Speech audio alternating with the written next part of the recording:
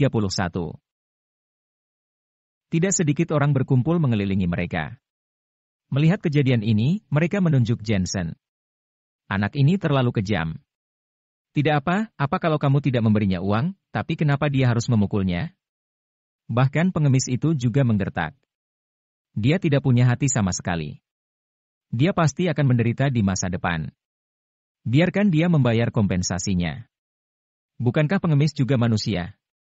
Orang-orang semuanya bersimpati pada orang yang lemah. Orang-orang pasti akan membantu pengemis daripada Jensen. Namun, Jensen tidak merasa bersalah sama sekali, apalagi meminta maaf. Ia hanya berdiri di sana. Jensen, apakah kamu benar-benar pria sejati? Melihat Jensen yang tidak bergerak sama sekali membuat hati Elena merasa jijik padanya. Elena sendiri memang terlalu baik. Ia benar-benar mengubah pandangannya tentang Jensen. Ternyata Jensen adalah orang yang temperamental. Sebenarnya perasaan Jensen cukup rumit. Ia tidak berharap Elena akan mencurigainya. Ia tahu kalau Elena adalah istrinya. Namun, setelah dipikir-pikir, meskipun Elena adalah istrinya, tapi kenyataannya perasaan mereka sama sekali tidak akrab layaknya pasangan normal. Duh, aku sakit sekali. Tulangku patah. Ini tidak masuk akal. Hidup kami ibu dan anak sudah begitu menyedihkan, tapi pria ini malah memukul kami.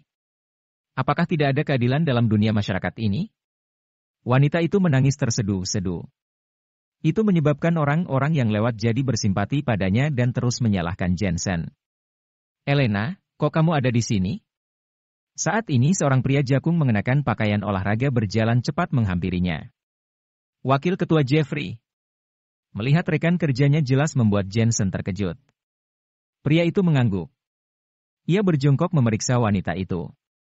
Ia mengerutkan keningnya dan bertanya. Apa yang telah terjadi? Pria itu bernama Jeffrey. Ia adalah atasan Elena di kantor.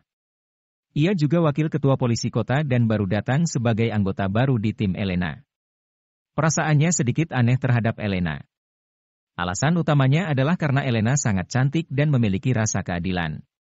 Itu sesuai dengan persyaratan untuk menjadi belahan jiwanya. Ya, suamiku yang memukulnya. Elena jawab dengan ragu-ragu. Suamimu? Jeffrey tiba-tiba menatap Jensen dengan tatapan terkejut. Kemudian ia merasa kecewa dan muncul harapan di hatinya. Kecewa karena Jeffrey melihat suami Elena. Ternyata karakter suami Elena sama sekali tidak cocok dengan Elena. Merasa ada harapan karena kali ini Elena bisa melihat dengan jelas seperti apa suaminya itu. Ini juga bisa menjadi kesempatan bagi Jeffrey. Apakah kamu yang memukul wanita ini? Jeffrey bertanya dengan ekspresi keadilan. Benar. Jensen pun mengangguk. Dasar pria sampah. Kamu orangnya cenderung melakukan kekerasan dalam rumah tangga. Aku sama sekali tidak melihat kelembutannya, melainkan kekejamanmu. Jeffrey berkata dengan dingin sambil melihat Elena lagi. Elena, aku merasa bersalah padamu. Aku dengar tentangmu di kantor, suamimu menikah denganmu dan masuk ke keluarga wanita. Awalnya aku tidak ada masalah dengan hal itu, tapi sekarang aku tahu. Karena suamimu masuk ke keluarga wanita, jadi dia selalu merasa tertekan. Namun karena dia terus menerima tekanan, secara perlahan tekanan itu menjadi permusuhan. Dia melihat wanita jauh lebih buruk darinya. Secara alami dia merasa lebih superior dan tidak menghormati wanita. Jika dia ingin menyerang wanita, dia bisa langsung menyerangnya. Beberapa orang ada yang seperti itu dan mereka tidak punya rasa hormat di masyarakat. Mereka hanya menunjukkan rasa hormat pada orang yang lemah. Seketika orang-orang di sekitar bertepuk tangan. Benar apa yang dia omongkan. Elena menatap ekspresi Jensen yang berubah lagi. Bisa dikatakan kalau perkataan wakil ketua Jeffrey sangat masuk akal. Elena, meskipun kamu adalah polisi, tapi kamu masih kurang hati-hati. Ini ya alasannya kenapa kamu belum bisa menyelesaikan tugasmu. Kuharap dengan kejadian hari ini kamu bisa melihat permasalahannya dengan lebih jelas. Ucap Jeffrey lagi. Pada awalnya Jensen merasa sangat tertekan. Sebenarnya siapa pria ini? Meskipun pria ini tahu tentang masalah psikologi tekanan seseorang, tapi itu terlalu konyol. Namun, secara perlahan Jensen pun mengerti kalau rekanan kerja Lopika ini sepertinya menyukai Elena. Hanya saja rekan kerja Elena ini keterlaluan menghina Jensen. Ia menginjak-injak Jensen demi mengejar Elena tanpa tahu permasalahannya dengan jelas. Setelah meremehkan Jensen, Jeffrey mengeluarkan uang 1 juta rupiah dan memberikannya kepada wanita itu. Setiap orang memiliki kesulitan mereka sendiri. Ini aku ada uang 1 juta. Kuharap ini bisa membantu kalian. Untuk pria sampah itu, kalian tidak perlu khawatir. Hukum akan memberinya sanksi. Melihat Jeffrey yang melebih-lebihkan itu, suasana hati Jensen semakin buruk. Aku ingin tahu bagaimana kamu akan memberiku sanksi? Laporkan kamu ke polisi. Kamu bersalah atas penyerangan yang disengaja.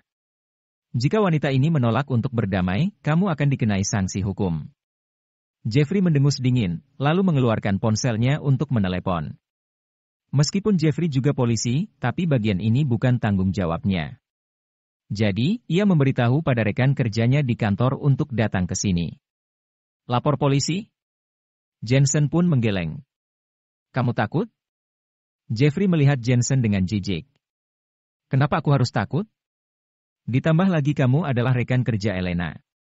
Kamu seharusnya polisi juga, kan? Sebagai polisi, kamu tidak bisa membedakan mana yang benar dan mana yang salah. Kamu lalai mengerjakan tugasmu. Jensen berkata dengan santai. Terlebih lagi, polisi tidak boleh mencampurkan emosi pribadi dalam tugasnya.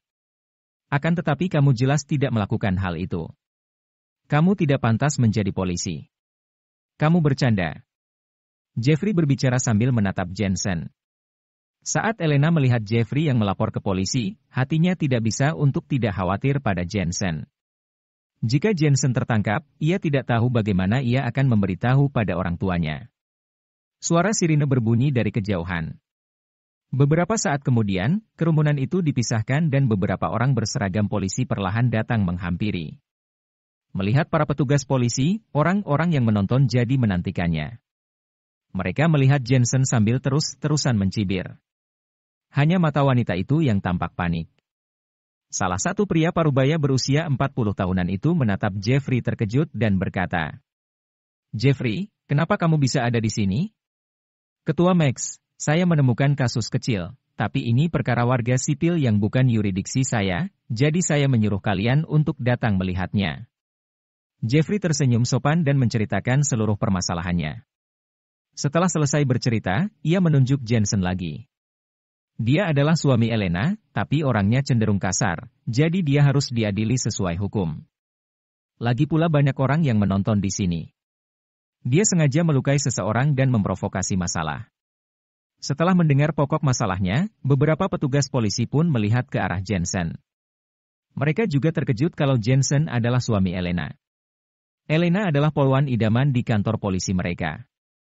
Namun sayang sekali Elena sudah menikah dengan pria yang cenderung melakukan kekerasan rumah tangga.